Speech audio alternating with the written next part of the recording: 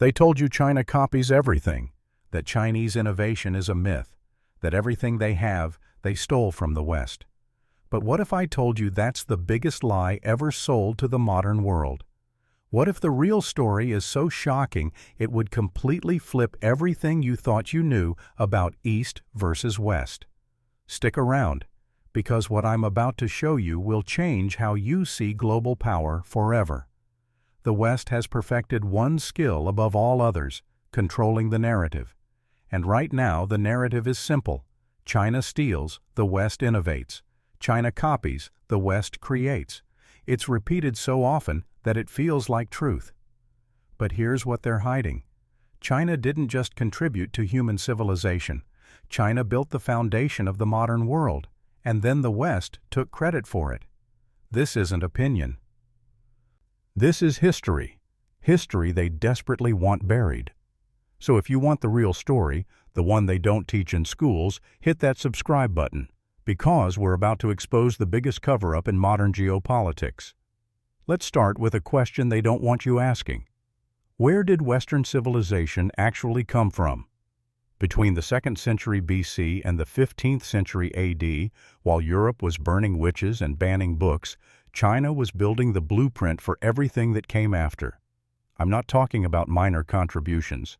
I'm talking about the 4 inventions that literally created the modern world, and every textbook in the West either downplays them or pretends they appeared out of nowhere.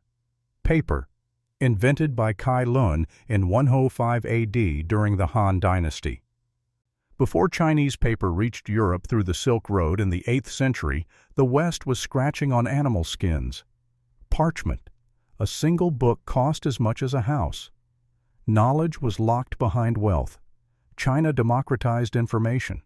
They gave humanity the ability to record, share, and preserve ideas cheaply. Without Chinese paper, there's no Renaissance, no Enlightenment, no scientific revolution. The entire intellectual foundation of Western civilization sits on a Chinese invention. But ask a Western historian, and suddenly it's all about Gutenberg.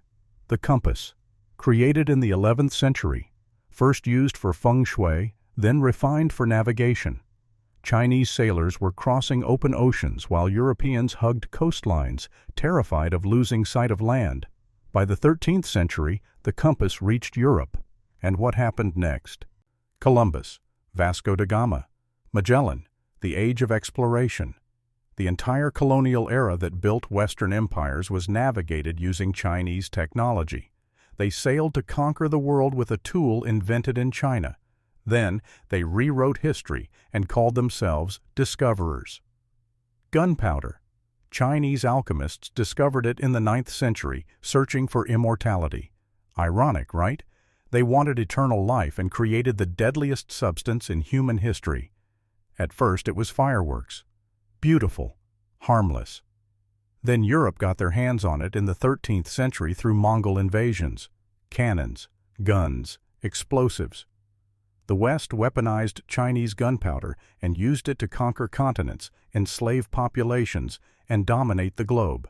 China invented it. Europe used it to rule the world, and then called China aggressive. Printing. Bai Sheng invented movable type in 1041 AD. That's 400 years before Gutenberg printed his Bible in 1450. 400 years. But who gets credit in every Western textbook? Gutenberg, his face on stamps, monuments, history books. Bai Sheng, erased, forgotten. Gutenberg is called the father of modern printing. Bai Sheng gets a footnote if he's lucky. Here's the pattern. China invents the tools of civilization. The West takes them, builds empires with them, and then rewrites history to make themselves the heroes. That's not borrowing, that's theft. Historical theft on a scale so massive it shaped the entire modern world. Now let's talk about what happened when China tried to keep anything for itself. Because this is where the hypocrisy becomes so blatant, it's almost comedic. Almost. Silk.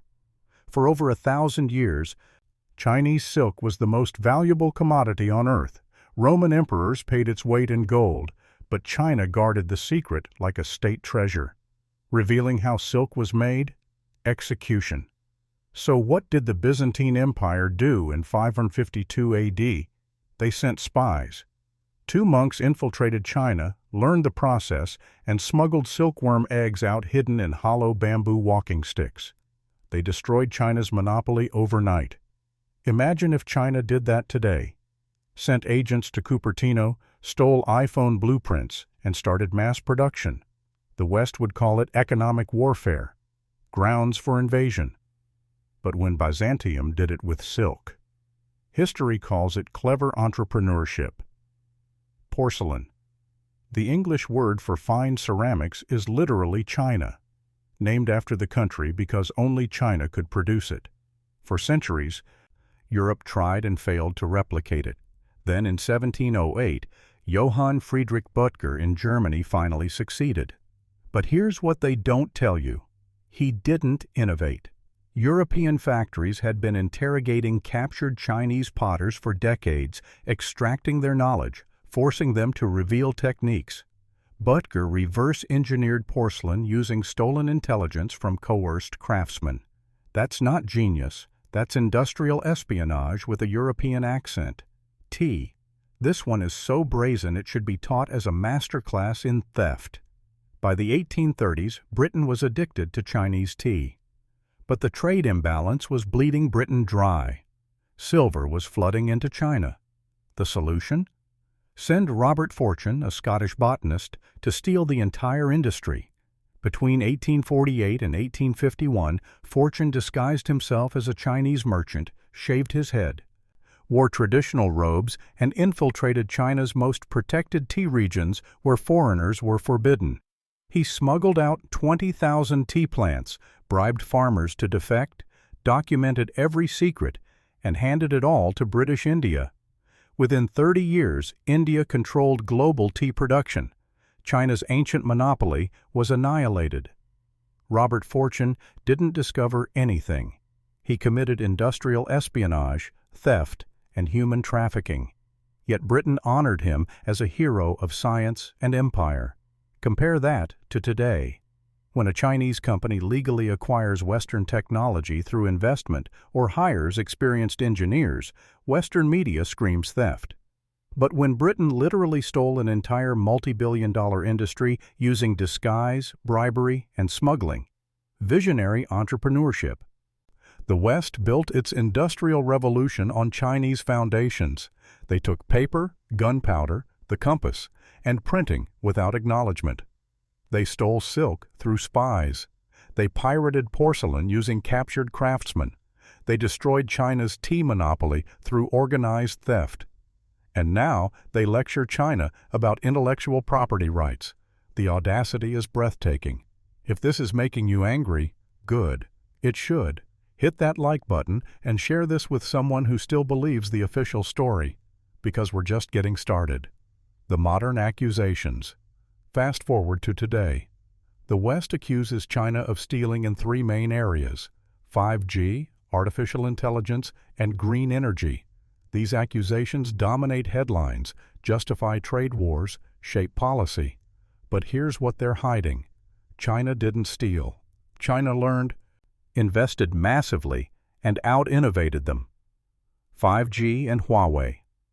The accusation: Huawei stole 5G technology from Western companies. The facts: according to WIPO, Huawei holds more 5G patents than any company on Earth, not some.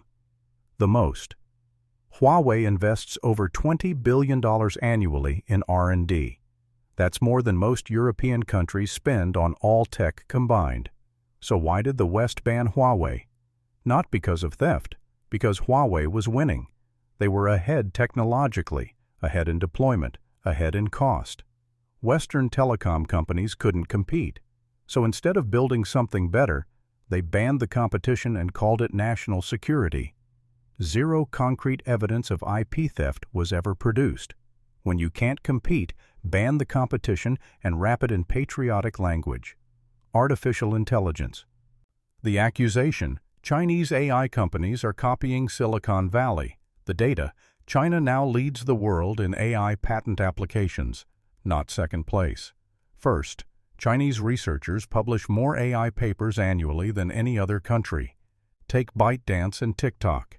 The recommendation algorithm powering TikTok is more sophisticated than anything Facebook or Instagram has created. It's not copied. It's original, revolutionary, and wildly successful. So successful, the U.S. government wants to ban it. They didn't steal TikTok from anyone. They built it from scratch. And now the West wants to destroy it because they can't replicate its success. Green energy. The accusation: China stole solar and EV technology. The reality: China produces 80% of the world's solar panels through massive state investment, scaled manufacturing, and decades of development. While Western countries talked about climate change, China actually built the capacity. Electric vehicles. In 2024, BYD surpassed Tesla in global sales. BYD didn't steal Tesla's technology.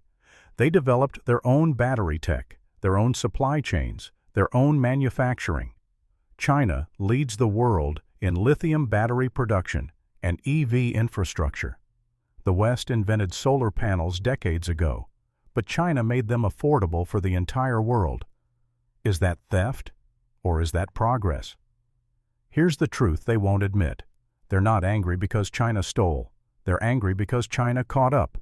For 2 centuries, the West monopolized advanced technology. They set the rules, controlled the markets, dominated innovation. Now China challenges that monopoly. Western companies are losing market share. Western governments are losing technological superiority, so they weaponize the term intellectual property theft. They use it to justify protectionism, to slow China down, to maintain fading dominance. The real reason: fear. But there's something deeper happening. Something about how empires behave when they're genuinely terrified. Every empire lives in fear of one thing: being replaced. The West dominated for 200 years. They got comfortable. They assumed it would last forever. Then China woke up, and that changed everything. There's a concept called the Thucydides trap. When a rising power threatens an established power, war becomes almost inevitable. Historians identified 16 cases in the past 500 years. 12 ended in war. Right now, China and the United States are caught in exactly that trap. Trade wars, tech bans, the AUKUS alliance, the Quad partnership encircling China. These aren't about IP theft. They're about control. The West wants to keep China down because a strong China means they're no longer the only ones setting the rules. But to understand why China refuses to back down, you need to understand the century of humiliation. Between 1839 and 1949, China experienced something no other civilization endured. The Opium Wars, where Britain poisoned millions to balance trade. The Boxer Rebellion, where 8 nations invaded, looted the Forbidden City, and forced China to pay reparations exceeding their entire annual revenue. The Japanese invasion and the rape of Nanking, where 300,000 civilians were massacred in 6 weeks. This history is burned into Chinese collective memory. Every student learns it. Every leader references it. The message: never be weak again. Never trust foreign powers. Never let outsiders control your destiny. That's why China invests hundreds of billions in technology. That's why it builds military strength. That's why it refuses Western demands. It's not aggression. It's survival instinct shaped by trauma. When you've been invaded, colonized, and humiliated, you don't trust assurances of peace. You prepare. You build strength. You ensure it never happens again. The West calls China a threat. But a threat to what? To Western dominance? Absolutely. To world peace? China hasn't invaded another country in over 40 years. The last war China fought was Vietnam in 1979. Meanwhile, the U.S. has been in continuous conflict for decades. Iraq, Afghanistan, Libya, Syria, Yemen. China builds infrastructure through Belt and Road in over 150 countries. The West builds military bases. Who's the real threat? The double standard exposed. Let's be brutally clear about the double standard. For centuries, when the West stole Chinese technology, it was progress, innovation, empire building. When China learns from the West today, it's theft, espionage, cheating. When Britain sent spies to steal tea, it was heroic. When a Chinese company legally acquires Western tech through investment, it's a national security threat. The rules only apply when they benefit the West. The IP theft narrative isn't about protecting innovation, it's about protecting dominance. The West isn't angry because China broke rules, they're angry because China learned to play the game better. Look at the facts. China leads in patent filings. China produces more STEM graduates than any country. China invests more in R&D than all of Europe combined. That's not theft, that's hard work, massive investment, and long-term planning. Now, does China engage in industrial espionage? Yes. So does every major power. The US, Russia, Israel, France all have extensive operations targeting foreign technology. Industrial espionage is standard among competing powers, but only China gets accused as if it invented the practice. Only China gets portrayed as uniquely dishonest. The West invented industrial espionage. China simply got better at it. For a century, China was the victim, carved up, invaded, humiliated. Now China has rebuilt. It's strong, innovative, technologically advanced, and unwilling to be pushed around. And the West is terrified. Because a world where China succeeds is a world where the West isn't the only voice that matters. It's multipolar, and that scares them more than anything. The dragon was wounded by those who stole from it. The dragon learned from its wounds, and now the dragon remembers. History doesn't repeat, but it rhymes. The question is, will the West accept a multipolar world where China has an equal seat, or will it fight to preserve fading dominance? Because the narrative of China the thief isn't about truth. It's about fear, and fear makes empires do dangerous things. Thanks for watching.